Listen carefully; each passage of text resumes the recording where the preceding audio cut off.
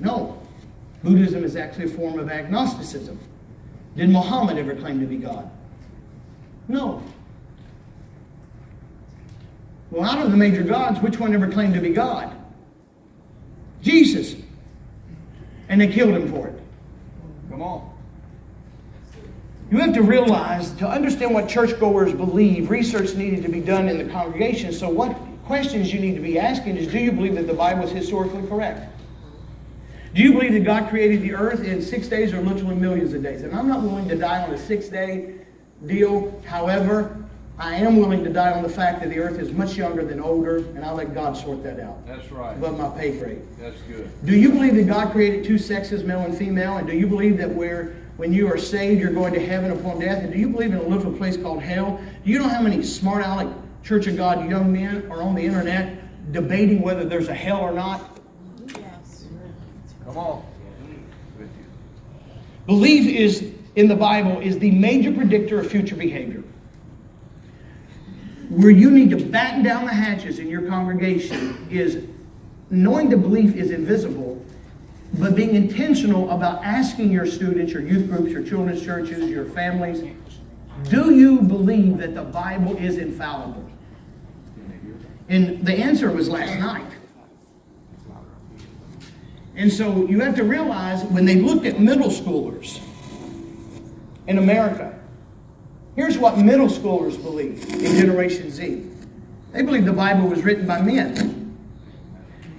And remember, you can ask questions anytime you want. They believe the writers made mistakes in translating the Bible. They're right there.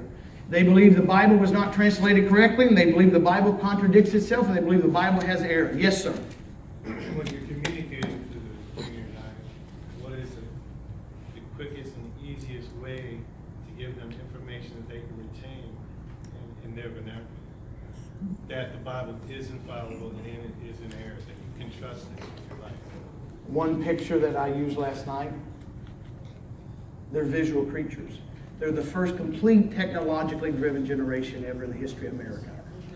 My son and my daughters, which are all Generation Z, will sit on the floor of our living room with a 50-inch television on the wall, and will sit there with a device watching a movie. Sit there with a device watching a movie. I don't understand that. Generation Z, I'm not doing that. My kid, my 9-year-old, spends more time on YouTube than any other place of any media.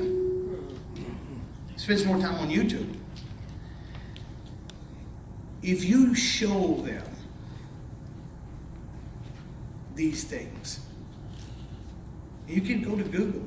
You can Google Bulla, B-U-L-L-A. Go take the notes from last night and Google them. And you know what you do? You show them. Because what that does is you're beginning to prove visually that the Bible is historically true.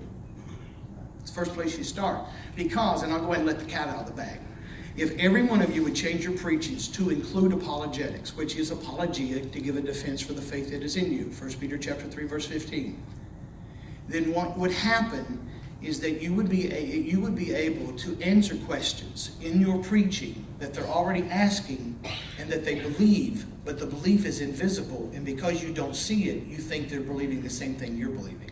That's good. Good word. Does that help? Yeah, Powerful but is there like Good three truth. things that you can give them? Because usually, my understanding with kids is they usually only think about 3 things. You give them 3 bullet fast facts that they can say, they can fall back on and say, bam, bam, bam, I know this. There are no easy answers. But it is intentional, and it is historically driven. Can I be real honest? You do. Let the Lord lead. I don't mean to hurt anyone. But the problem is your Sunday school literature. Let's take that one. Your Sunday school literature is not driven by apologetics. Your Sunday school literature is actually owned by David C. Cook, and then they put Barney Creek in it. Come on. And I studied literature for 2 years. I have a bachelor's of science in Christian education where I studied the development of literature. And let me make something extremely clear to everyone. Your literature, if you changed it to like literature at AIG, where the Bible is taught in a chronological area, and it is driven by apologetics and history. And it teaches the Bible as a historical fact, not as a story. When you say, we're going to talk about the story of Adam and Eve, they believe it's a story. But when you say we're going to teach the Bible and talk about Adam and Eve, and have you heard of the Spicer stone? That's 3,500 BC as the original date. Come on. When it comes to reaching middle schoolers, there are many things that we must do. It's not one thing. It's a matrix of many things. The other one we're going to talk about is articulation. It's as much as what you watch out for as what you teach. So number one, it's what you teach. And A, it's how you teach what you teach.